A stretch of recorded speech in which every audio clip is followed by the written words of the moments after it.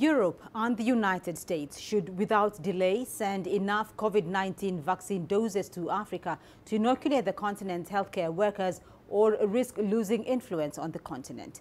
That's according to French President Emmanuel Macron. Macron was addressing the Munich Security Conference. We spoke to analysts in South Africa for their take on these comments. Here's CGTN's Jolisa Njamela.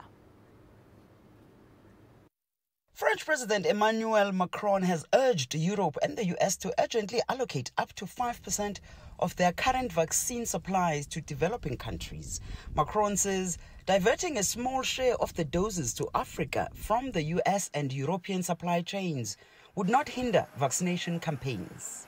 He says the failure to share the vaccine would likely worsen global inequality. Speaking at the Munich Security Conference, the French president emphasized that his call is not a power game, but a matter of public health.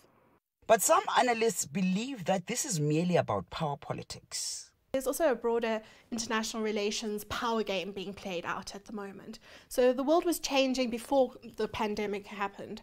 America's been, if not declining in power, it's been caught up by other countries like China, like India, like even the European Union as a whole, if you think of them as a collective as opposed to individual countries.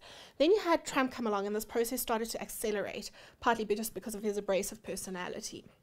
And so what you're starting to see now is countries using vaccine diplomacy almost to try and cement their relationships, but also to exert power in the form of soft power, but also to kind of show that they're present and active in the international community and to throw doubt on the other side.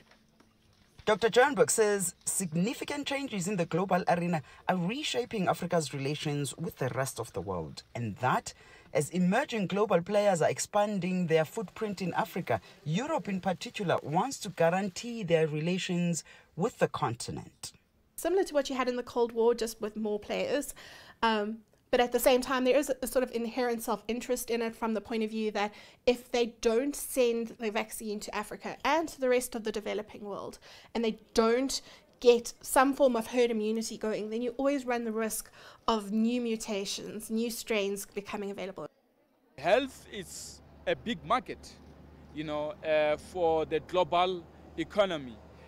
In every evolution of the global economy, you will find that pharmaceutical is in the center of such economic exports to emerging markets or developing economies. So I think this is another way, because you can look at it as a vaccine, but there are a lot of other aspects related to the vaccine that will come to the country, and countries will develop very close relationships with the countries that are supplying them with the vaccine.